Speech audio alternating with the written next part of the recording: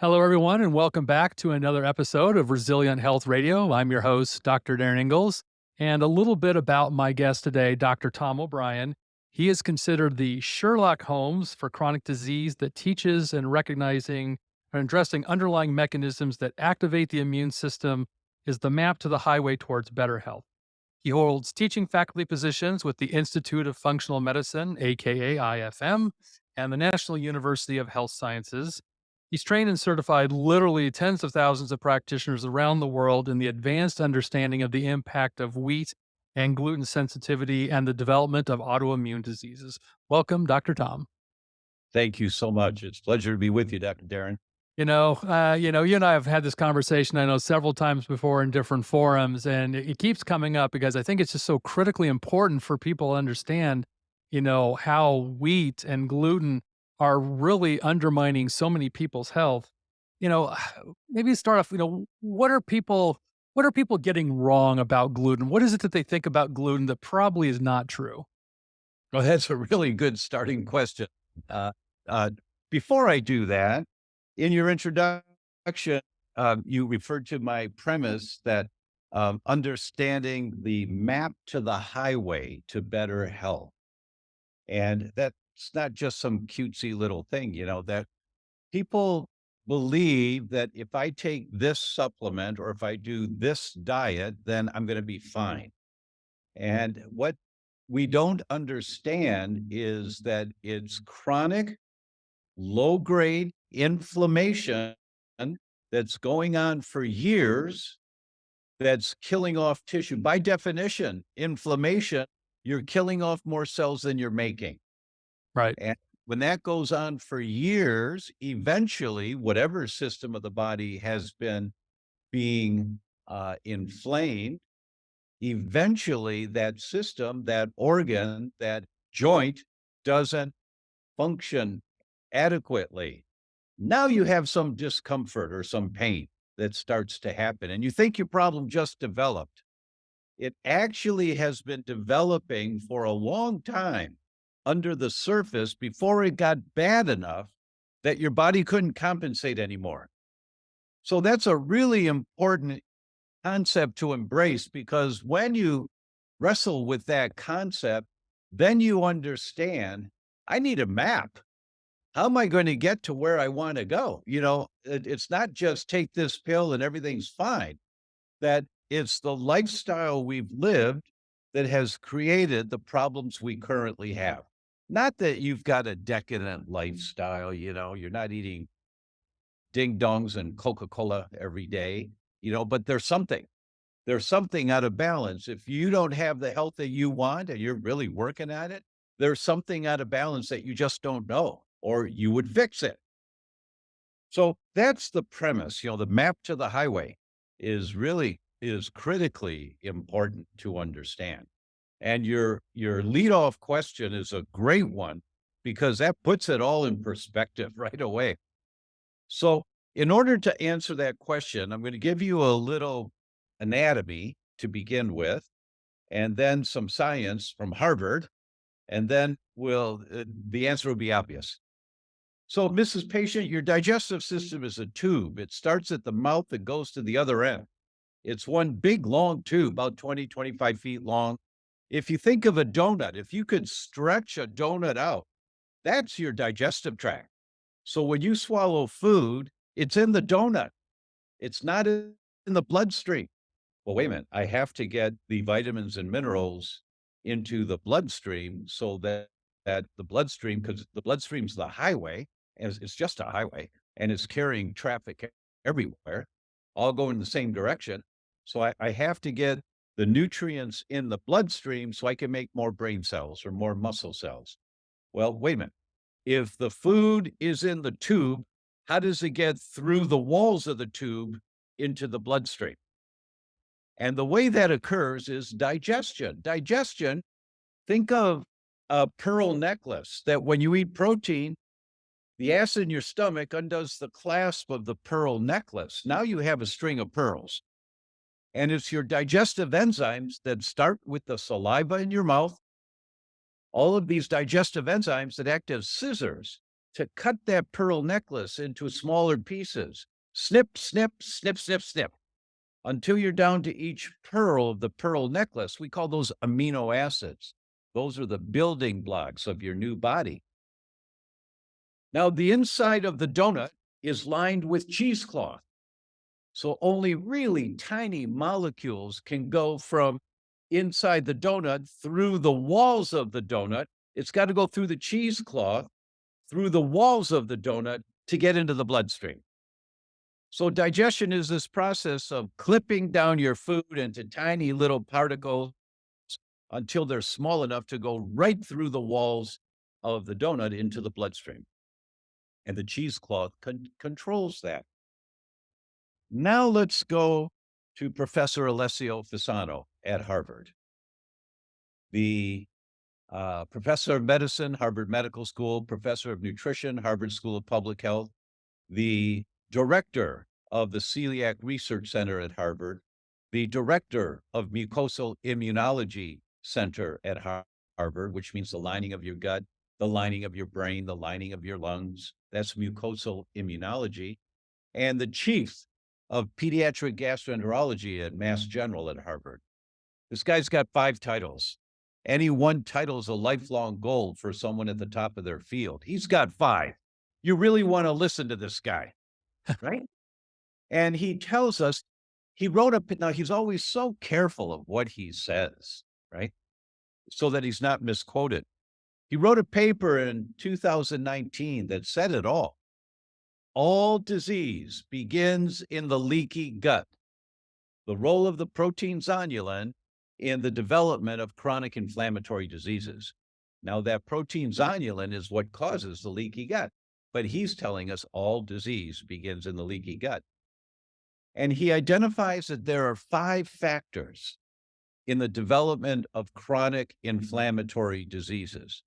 Now, that's a term that most people may not be familiar with, a chronic inflammatory disease. But the Center for Disease Control tells us that 14 of the top 15 causes of death are chronic inflammatory diseases. That's diabetes, that's heart disease, that's cancer, that's Alzheimer's, that's autoimmune diseases. They're all chronic inflammatory diseases. So you may not have heard this term before, but you really want to understand the concept of a chronic, meaning it's been going on for a long time, subclinical inflammation going on for years. It's a chronic inflammation disease, chronic inflammatory diseases. So Professor Fasano, and this is what they're teaching at Harvard Medical School, he teaches that there's a perfect storm in the development of chronic inflammatory diseases. That perfect storm has 5 components. The first one is your genetics. You really can't do anything about genetics. That's the deck of cards that you were dealt. You're always going to have those genes. No need to retest in a couple of years. It's the same genes, right? But we have a lot of control. Your genes work on dimmer switches. They're not on-off switches, but they're dimmer switches. You can't turn a gene off, but you can dim it down. So the genes of inflammation can be dimmed down, and the genes of anti-inflammation can be ramped up. For example, we've known for many years that 1 cup of blueberries a day, you eat a cup of blueberries every day for 3 years, your brain is working as well as it was 13 years earlier at 1 cup of blueberries a day, because you're dimming down the genes of inflammation in the brain when you eat blueberries. So that's a good thing, right? So the first of the 5 pillars is genes. Don't worry about your genes. Not quite accurate. Find out what your genetic vulnerabilities are and then test to see if those genes are expressing themselves or not. You know, the genes of anti-inflammation, you want them expressing themselves. The genes of inflammation, you don't want them expressing themselves. And then you learn the map to the highway. You learn, what am I doing in my lifestyle that's expressing, activating those genes of inflammation?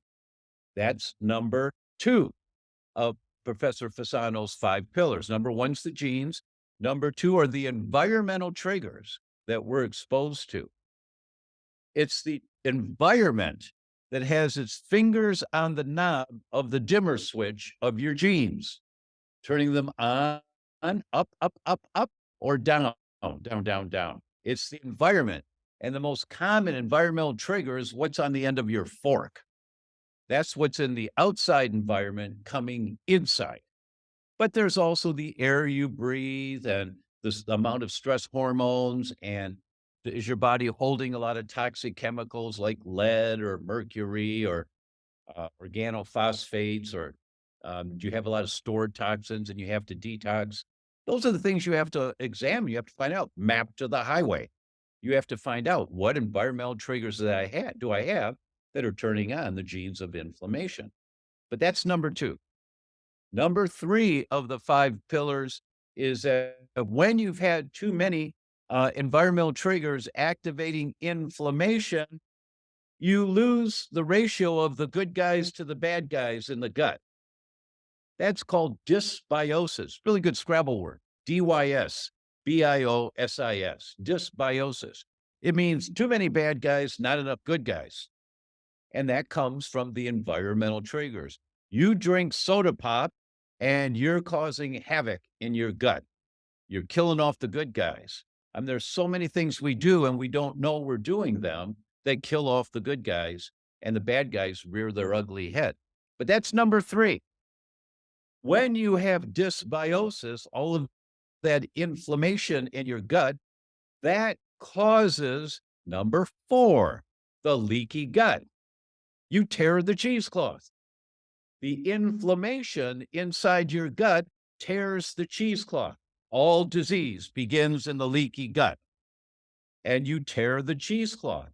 When you tear the cheesecloth, now these larger molecules of food that you've eaten that are in the process of being snipped down by our digestive enzymes, but now some of these larger molecules called macromolecules get through the tears in the cheesecloth before they've been broken down small. It could be the best food in the world. But when you've got leaky gut, you get a macromolecule of organic banana getting into your bloodstream. And number five of the five pillars is your immune system saying, what's that in the bloodstream? That's not something I can use to make new bone cells or brain cells. I better fight that. Now you make antibodies to fight the bananas because they're macromolecules, and you get this inflammation in your bloodstream. And it doesn't matter if it's beef or chicken or carrots, or it doesn't matter what it is. When macromolecules get through, your immune system trying to protect you is going to fight that stuff, creating systemic inflammation. And when you've got that dysbiosis in your gut, constantly tearing the cheesecloth again and tearing the cheesecloth again, and these macromolecules get through into the bloodstream, and your immune system trying to protect you day after day after day is fighting these macromolecules, that's low grade chronic inflammation, killing off cells, killing off cells, killing off cells, depending on what your genetic vulnerabilities are. Is it a brain cell or a kidney cell or an ovary cell? Doesn't matter. The mechanism is the same. So these five pillars in the development of chronic inflammatory diseases, once again, this is what they're teaching at Harvard Medical School. All disease begins in the leaky gut. So now, why all of that background information to your question? Professor Fasano, in the same article, he says the two most powerful triggers causing this inflammation and tearing the cheesecloth in the gut are small amounts of exposure to lots of bad bacteria and gluten. Those are the two. Nothing else is in this category. Absolutely nothing else. Now, the exposure to bad bacteria, the exhaust of that bad bacteria is called LPS, lipopolysaccharides. So they're talking about LPS and gluten. Those are the two most powerful triggers that tear the cheesecloth, allowing macromolecules of the best food in the world, or garbage, doesn't matter, to get into the bloodstream. And then your immune system, trying to protect you, creates this systemic inflammation that's going to manifest wherever your genetic vulnerabilities are. So, you know, Now that's a mouthful. that, That's that, really well, I mean, I'm glad you explained it. That's really important background for people to understand because, the epidemic of autoimmune disease and immune disorders is just becoming absolute rampant. I see it in my practice every day. I think the one thing I hear yeah. so often from my patients, and I'm sure you hear it too, it's, look, it's just wheat. It's like we've been farming for 10,000 years, it's grown all over the world. Why is it such a big deal? And I think you've kind of, honed Well, in on that pretty clearly, but I can can you tell. explain that. I can explain why. Why wheat? No, so that's the result is what I told you. But why? Why does that happen? This is really cool when you understand this. Mrs. Patient, all over your body, but for this discussion, right inside the first part of the small intestine. So when food's in the stomach, it can't go anywhere. It's in the stomach. Everything that's in the stomach has to come out into the small intestine. Everything. Now, your body is the same as your ancestors 10, 15, 20,000 years ago. Same kidneys, same joint surfaces, same vision, eyeballs. I mean, the same immune system. Everything's the same. And the most important thing for our ancestors was finding food. This is before agriculture 10,000 years ago, finding food. Then it was shelter. Then it was safety from wild animals. Then it was reproduction, right? Theoretically, that's what we think. I've not interviewed anyone who lived back then, that's what we think. But food was number one. Well, what did they do for food? Our ancestors were nomads. They followed the herds, trying to find a source of food. They didn't stay in one place. And they'd find something, they'd pick it up. The first thing they do is sniff it, so they smell it. Then they nibble on it. Then they eat it. But if there was bad bacteria, some dangerous bug, in the food that they couldn't identify by smelling or tasting, acid in your stomach, hydrochloric acid is supposed to kill anything. But if it doesn't, as all that glob of food is coming out of the stomach into the first part of the small intestine, you have sentries standing guard there. I think of the soldiers at Buckingham Palace with those big hats, right? They're dormant. They're just standing as stiff as can be. But don't mess with those guys, right? So you've got these sentries standing guard inside the first part of the small intestine called toll-like receptors, TLR, toll-like receptors. And toll-like receptor 4 is critically important. It's checking everything that comes out of the stomach. Are there any bugs in there? Are there anything we have to fight against? It's screening everything. Now, those ancestors that didn't have good, effective immune systems and didn't have good toll-like receptor function, they died. They died and they did not reproduce. But those that had good toll-like receptors, they get activated to protect them when they got some bugs in the water or in the food they were eating, they survived and they passed that survival mechanism down the generations. So we all have this today. Toll-like receptor 4, just inside the first part of the small intestine. Its job is to watch everything that comes out of the stomach. Are there any bugs in there? Are there any bugs? And they can identify the tiniest little uh, group of amino acids that's the outside of the bug, right? And if they see a bug, two things happen right away within 5 minutes. First, they increase the production of zonulin. They send a message and increase the production of zonulin. And that was the protein in Professor Fasano's article that actually causes a leaky gut. So why would toll-like receptor activate a leaky gut?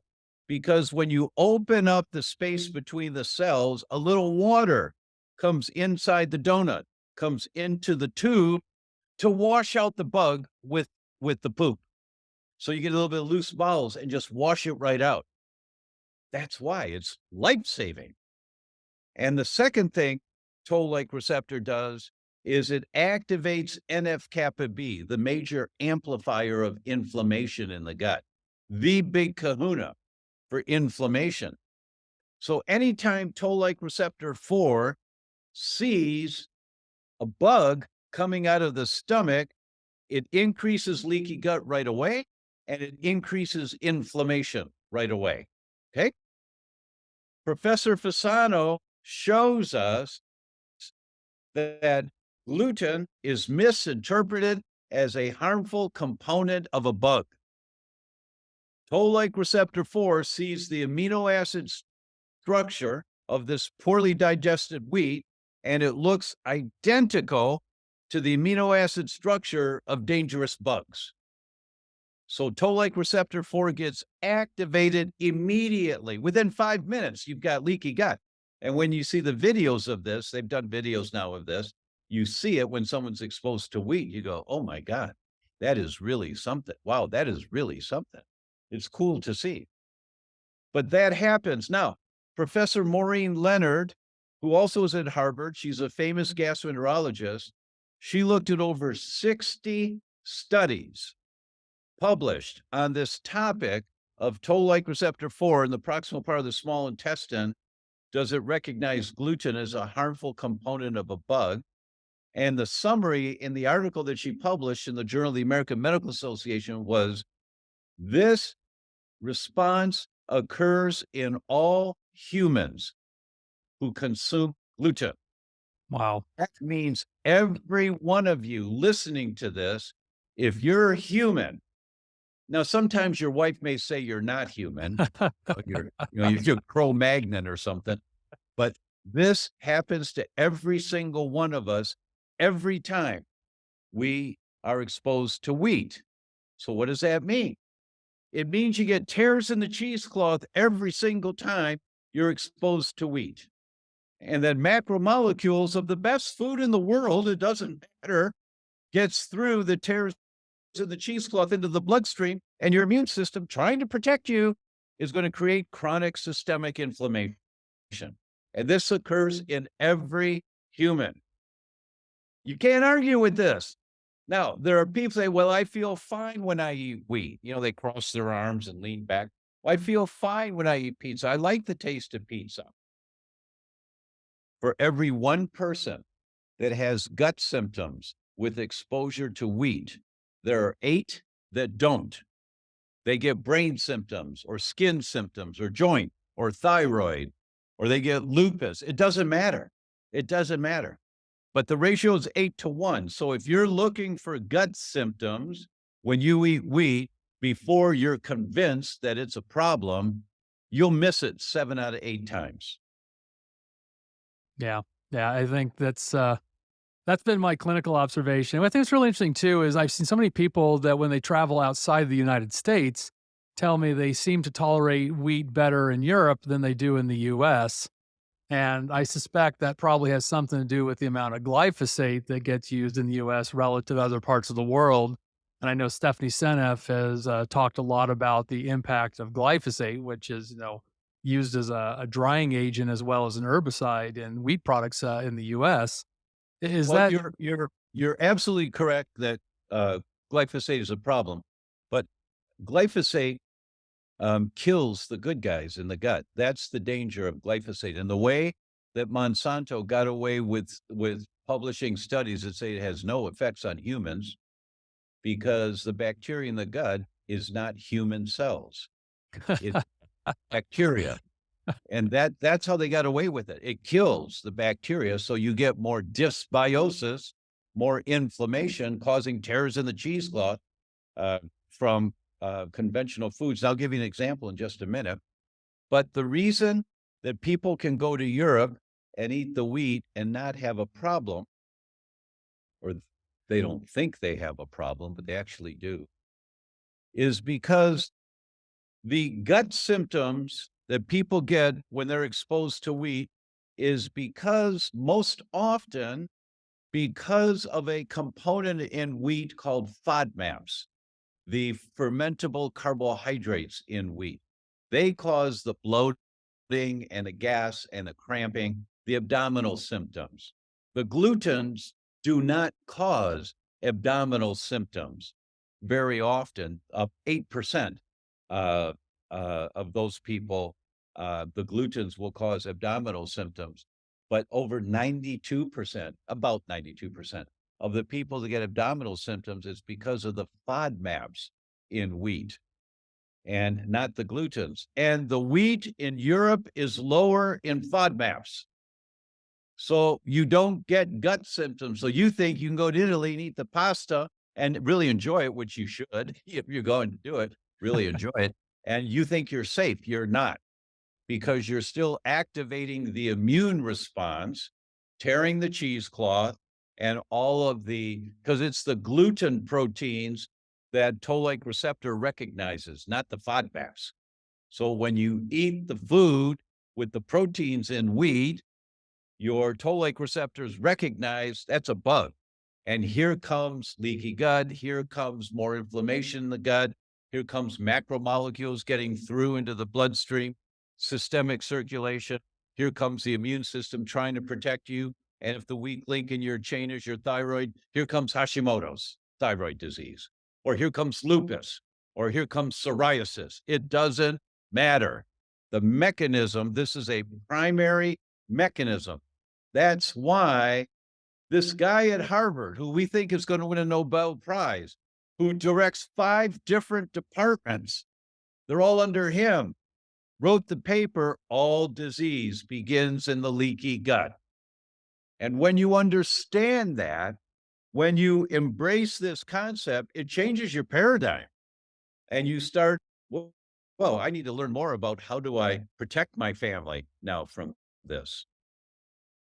Well, I want to talk a little bit about the effect on, you mentioned it about the mind and mood. I think, people focus so much on the gastrointestinal problems with wheat and gluten, but really the bigger impact often is how it affects people's mood and memory. And I'll just share briefly, I had a patient, years early in my practice, who was diagnosed with schizophrenia. Ends up he was gluten intolerant. He got gluten out of his diet and the schizophrenia completely cleared up. Talk a little bit. What is it about, gluten that's impacting people's brains this way? Yeah, happy to. As you were talking about that, I just typed in schizophrenia and gluten into my computer here, and I'm going to PubMed, which is public medical information. It's the National Library of Medicine. And when you hit go, for schizophrenia and gluten, here comes 143 studies talking about schizophrenia and gluten. Absolutely. Absolutely. Sometimes, not always, but sometimes. Our experience is that, and let's back up, not just my experience.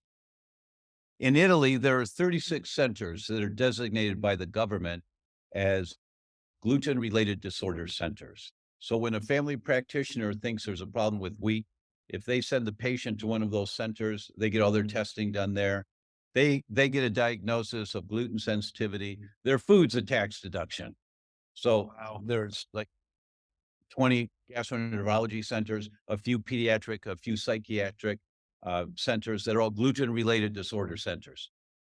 And they looked at 15,000 people who had been sent to them.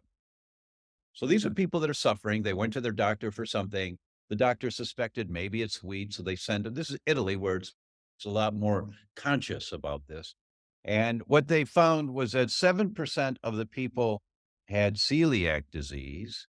93% of those had gluten sensitivity. It was a real thing that almost every person that was sent there, yeah, you've got a problem with wheat. And they found then they looked at the symptom patterns. 54% of those people had brain symptoms, depression, anxiety, schizophrenia, brain fog, but brain symptoms, 54%.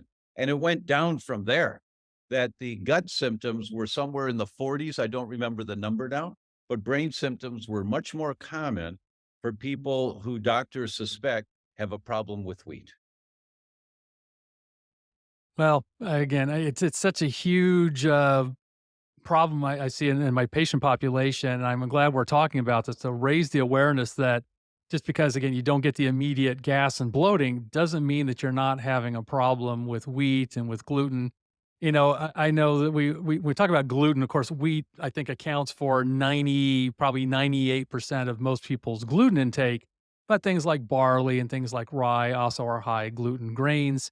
What about other grains? Is there a possibility that rice and amaranth and quinoa, do they get cross contaminated? Is there a risk of eating other grains that are not generally considered gluten grains? Are those safe for people to consume? That's a really good question. And the answer is no. The American Journal of Gastroenterology, no, they're not safe. The American Journal of Gastroenterology published a paper in 2019, March of 2019. And they took 804 people, they contracted them, and they gave them testing equipment and sent them out into the community and said, go into restaurants and order 7 things off of gluten-free menus. So 804 people ordering 7 things, that's 5,624 foods ordered off of gluten-free menus.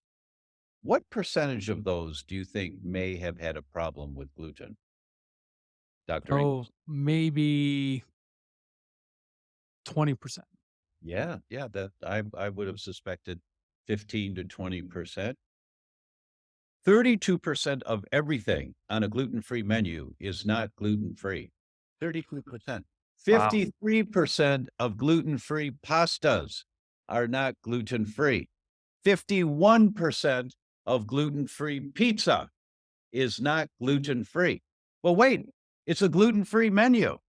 Yes, the restaurant's trying to do their best, but what they've got to work with is contaminated. And so it's called cross-contamination. And you're not safe eating out when you're trying to eliminate completely the activation of inflammation in your gut from exposure to wheat. It's not safe. That's why I came up with these digestive enzymes that work really, really well. And this thing about digestive enzymes for gluten, there are many out there. Amazon's got a ton of them. And most of them work to one degree or another. They do, but they take 3 to 6 hours to work. Now, anything that you swallow comes out of the stomach into the first part of the small intestine in about 2 hours. So wait a minute. If the enzymes work in 3 hours to break down gluten, but the food comes out of the stomach in 2 hours, what does that mean for the toll-like receptors? They get activated Right. and you get leaky gut and you get inflammation in your gut taking the gluten digesting enzymes. Now they will work further down the digestive tract. Remember, it's 20 to 25 feet long.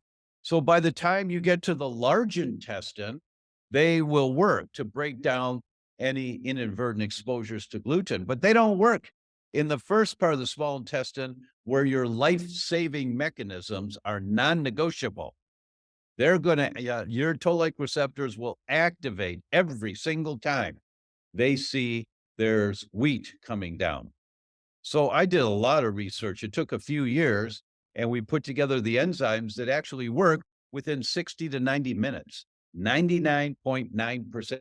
That you can't say 100% because there's always some atomic level there, but 99% of any inadvertent exposures, not just to wheat, but the top 8 allergens: dairy, soy, eggs, peanuts, shellfish, wheat, fish, they work extremely well.